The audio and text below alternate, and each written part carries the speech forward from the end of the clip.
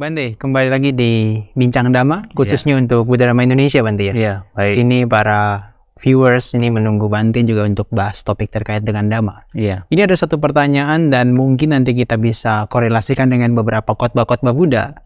Ini pertanyaan tentang bahwasannya apakah kalau manusia itu reinkarnasi, itu berarti kalau terus-menerus terjadi dunia maka tidak akan kiamat. Nah mungkin Bante boleh kasih semacam pemberitahuan atau informasi di awal terkait dengan reinkarnasi itu apa dan yang konsep Buddhis itu bagaimana? Oh iya, baik. Justru saya akan berbicara yang pertama tentang kiamat dulu ya. Oh kiamatnya malahan, ini lebih menarik malahan ya. Jadi begini, kalau secara umum kiamat itu kan diartikan sebagai hancurnya alam semesta, hancurnya bumi dan juga alam semesta. Oke. Nah, pertama mungkin pertanyaan juga muncul, apakah dalam agama Buddha juga ada kiamat? Ya. Atau dengan kata lain hancurnya bumi? Ya. Ditanya demikian tentu ada. Jadi ada teori bahwa bumi yang begitu kuat, begitu solid begini juga bisa hancur. Ya. Karena memang segala sesuatu di alam semesta sifatnya adalah tidak kekal, ya, tidak bisa bertahan, sehingga bumi pun juga bisa hancur. Walaupun nanti ketika mungkin bicara tentang kiamat dalam konsep agama Buddha dengan kepercayaan lain, keyakinan lain, mungkin akan sedikit berbeda. Karena kalau dalam agama Buddha, walaupun bumi ini hancur, ya agama Buddha juga melihat bahwa alam semesta ini kan begitu luas. Ya. Yang mana bumi ini hancur, tetapi di planet lainnya itu bisa tidak hancur. Maka kalau dalam ajaran Buddha ada khotbah yang disebut sebagai Satta Surya Sutta. Oh ya, yang menyebutkan 7 matahari itu ya? 7 matahari. Jadi nanti akan ada kemunculan, tapi satu persatu. Ada matahari kedua. Setelah sekian lama yang dalam waktu yang sangat lama akan muncul matahari kedua. Nanti setelah itu akan muncul lagi matahari ketiga setelah dalam waktu yang sangat lama. Nah, suatu saat akan muncul penampakan matahari ketujuh. Dan karena suhunya itu sangat-sangat panas, maka bumi ini hancur. Ya, Bante mungkin saya kasih disclaimer, ini bintang yang mendekat atau bentuk matahari yang lain atau planet-planet lain yang mendekat dengan bumi? Sepertinya begitu. Karena begini, karena di dalam konsep Buddhis itu ada istilah Sangwada dan Viwada. Ya. Jadi Sangwada itu bahwa alam semesta itu nanti akan mengempis. Ya. Viwada akan mengembang. Nah, dalam kondisi di mana alam semesta nanti akan mengempis, nah itu akan muncul penampakan matahari dari ke-1, kemudian kedua, kemudian ketiga. Tapi dalam jangka waktu yang sangat lama. Nah, tampaknya adalah planet-planet yang lainnya itu saling mendekat. Nah, sehingga suatu saat ada penampakan di mana ada matahari sampai 7. Yang ketika itu terjadi karena begitu panas maka hancur. Dan dalam kitab komentar atau kitab ulasan ada kata termasuk dalam Visuddhimagga, yang hancur itu tidak hanya bumi saja pada waktu itu. Ya. Maka malahan dikatakan 100.000 miliar tata surya. Oke. Berarti alam semesta yang begitu luas ini hancur pada waktu itu, tidak hanya bumi saja. Tetapi itu kan bagian dari alam semesta. Sementara alam semesta kan sangat-sangat luas kan, sehingga di tempat lain juga masih ada eksistensi. Ya. Itu menurut agama Buddha. Sehingga kiamat atau hancurnya bumi ada, bahkan hancurnya planet lain juga akan ada. Oke. Nah, pertanyaan sekarang adalah, kalau bumi ini hancur, lantas bagaimana keberadaan tumimba lahir? Oke. Karena kan tadi ditanyakan, kalau manusia terus bertumimba lahir atau terus berreinkarnasi, berarti bumi tidak pernah kiamat dong. Ya. Kan begitu? Ya. Nah, sekarang dalam agama Buddha juga ditunjukkan bahwasanya alam ini tidak hanya alam manusia. Ada juga alam-alam lain. Ada alam neraka, ada alam peta yang hantu kelaparan. Ya. Kalau orang bilang mengatakan setan begitu ya, tapi hantu sebenarnya. Kemudian ada alam binatang yang memang sama dengan di antara kita manusia, dan juga ada alam surga. Termasuk ada alam Brahma yang lebih tinggi dari alam surga.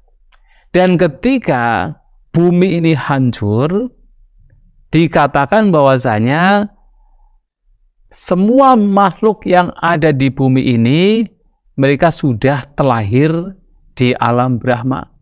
Terutama adalah alam Abhasara. Jadi Brahma yang dicapai dengan jana kedua. Karena saya tahu informasinya bahwa sampai jana pertama dunia itu hancur ya. Betul. Alamnya Ketika yang menjadi sebab kehancuran itu adalah udara. Unsur panas. Bukan udara, unsur panas.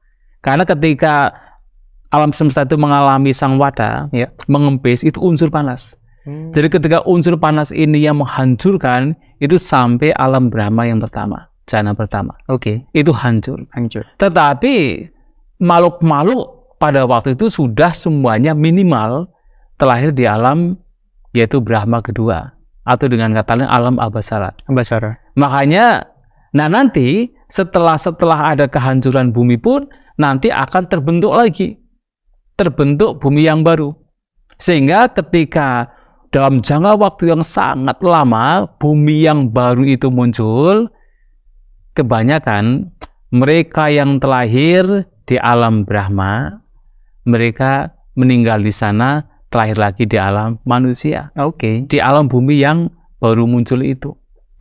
Artinya proses tumbuh lahir akan terus ada bagi makhluk-makhluk, terutama adalah yang belum mencapai pembebasan atau belum terbebas dari segala bentuk kotoran batin.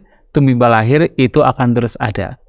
Walaupun ada hancurnya bumi, tumbuh lahir akan terus ada karena ada alam-alam lain, di mana mereka juga bertumbuh lahir di sana.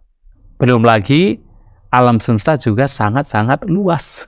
Artinya kan ada kemungkinan juga kan, potensi di tempat lain juga bisa memungkinkan. Boleh konfirmasi tolong, kalau gitu semua alam nafsu itu lenyap saat itu juga dan lahir di alam Abhasara. Betul. Lantas konteksnya gimana? Bukan manusia, tapi makhluk-makhluk peta dan sebagainya yang lahir di katakanlah Kamandugati. Betul. Jadi begini, sebenarnya kelahiran di alam Abhasara atau alam Brahma karena jana kedua ini, itu terjadi dalam jangka waktu yang lama sekali. Jadi dalam ceritanya adalah bahkan sebelum matahari kedua muncul, suatu kali ada paceklik yang panjang. Kemudian para dewa datang ke alam manusia, menyampaikan kepada manusia bahwasanya kiamat sebentar lagi akan muncul. Nah, mendengar mereka, manusia ini ketakutan, maka mereka berusaha untuk memperbaiki kehidupan mereka. Jadi mereka mempraktikkan sila dengan baik, yang pada akhirnya mereka pun juga lambat laun juga mencapai paling tidak adalah jana kedua. Kemudian yang dari alam-alam lain juga, walaupun dalam jangka waktu yang sangat lama, mereka mulai lambat laun, mereka yang dari alam neraka terlahir di alam misalnya binatang atau alam asura. Nanti yang dari alam asura terlahir di alam yang lebih tinggi lagi. Nanti dari alam peta terlahir sebagai manusia. Terus begitu. Nah, suatu kali dalam jangka waktu yang sangat lama ini, mereka semua sudah terlahir di alam Abhasara. Dan sebenarnya ketika kehancuran bumi terjadi, ya sudah tidak ada makhluk. Ini bahkan bisa saja sebenarnya ketika matahari kedua saja itu sudah muncul, sebenarnya ya tidak ada kehidupan di bumi ini karena sudah begitu panas, sudah tidak ada kehidupan. Makanya memungkinkan juga bahkan pada waktu itu secara umum mereka sudah terlahir di alam Abhasara atau alam yang lebih tinggi, paling tidak alam surga, ya kan? Jadi tidak di alam Abhasara, paling tidak di alam surga. Berarti dalam pemikiran saya ini ada sedikit mind blowing nih. Berarti ada kemungkinan potensi di mana alam neraka di momen itu juga kosong. Yang di sekitaran kita. Betul, di sekitaran kita sudah kosong.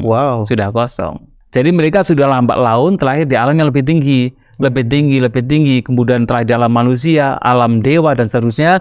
Dan ketika terjadi kehancuran, itu sudah tidak ada makhluk, bahkan di alam Brahma ke-1 juga sudah tidak ada. Iya.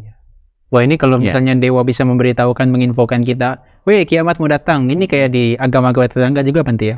Ada satu orang yang akan, atau siapapun yang akan menyampaikan kiamat akan datang, dan kita bergegas jadi orang baik. Jadi intinya pada akhirnya orang jadi orang baik juga ya. Betul. Hanya saja kejadian pertama tuh. Betul, hanya saja pada waktu itu dikatakan ketika terjadi paceklik yang panjang sekali, sehingga ketika terjadi demikian kan orang memunculkan motivasi sang wega keterbukaan batin.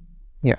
Tapi kalau masih fine saja, happy saja, kok rasanya kok lama katanya mau kiamat, tapi kok kiamat. Iya. Malah begitu kan. Ya. Tapi kalau sudah terjadi seperti tanda-tanda yang memang paceklik yang panjang dan sebagainya, memungkinkan kemudian seseorang atau manusia pada waktu itu kemudian berjuang keras. Berarti reinkarnasi itu adalah kata tumimba lahir ini benar-benar sesuatu yang gak terputus sejak orang belum mencapai pembebasan. Betul ya. Jadi sebelum seseorang terbebaskan dari segala bentuk kotoran batin, totalitas, maka terus akan mengalami tumbuh lahir. Karena sekali lagi, karena alam kehidupan ini tidak hanya di alam manusia, ada alam-alam lain. Dan ketika ada kehancuran di bumi ini, di mana manusia itu hidup, tetapi masih ada alam lain, di mana makhluk-makhluk juga masih bertumbuh lahir di sana. Berarti kalau konteks tadi pertanyaan saya, yang tadi disampaikan di awal, ada kemungkinan dong berarti yang namanya kiamat itu sebetulnya akan terjadi. Kiamat dalam konteks bumi hancur sangat memungkinkan terjadi. Lantas maksudnya Bante kiamat itu apa? Apakah ada sisi lainnya, misalnya kiamat misalnya pembebasan kah, atau kiamat yang hanya sekedar hancur fisikal buminya? Ya tentu kalau kita bicara tentang pembebasan kan itu karena konsep kiamat kan biasanya kan kiamat dalam artian ada hancurnya bumi, hancurnya kemudian manusia, kemudian mereka semua terlahir di alam surga ataupun alam neraka kan. Itu konsep kiamat secara umum. Tetapi kalau dalam Buddhis kan ada namanya sebenarnya itu istilah lokaniruddha, lenyapnya dunia. Tapi lenyapnya dunia di sini bukan dunia dalam konteks fisikal, tapi dunia pengalaman, yaitu mengacu kepada nibbana. Dan itu adalah pembebasan. Nah itu ada demikian, tetapi itu bukan kiamat yang diartikan secara umum. Tapi kalau kita korelasikan dengan kiamat secara umum ya, bumi akan hancur, tetapi makhluk-makhluk yang masih punya kotoran batin akan terus berlanjut. Masih akan terus ya Bante? Akan terus berlanjut. Masih akan terus ya? Di alam lain. Jadi nggak ada korelasinya bumi ini hancur atau enggak, makhluk itu bisa terbebaskan atau enggak ya? Tidak ada korelasi. Belum tentu ya Bante ya? Belum tentu. Ya, belum tentu. Karena pembebasan dari seseorang atau seseorang mencapai nibbana kalau dalam Buddhis, itu bisa terjadi kapan saja. Artinya pada saat seseorang bahkan masih hidup pun juga bisa terjadi. Maka tujuan dari apa yang dipraktikkan oleh umat Buddha dalam mempraktikkan ajaran Buddha itu bisa dicapai bahkan ketika seseorang masih hidup. Tidak harus menunggu setelah kematian. Apalagi sampai menunggu ketika bumi ini hancur. Tidak harus demikian. Jadi bertobatnya nggak harus nunggu dewa datang ya, kasih info besok kiamat enggak ya Bante ya. Jadi kapanpun bisa berpotensi untuk orang bisa sangat berpotensi, tanpa harus nunggu kiamat. Betul. Oke Bante. Ya, Thank you. baik.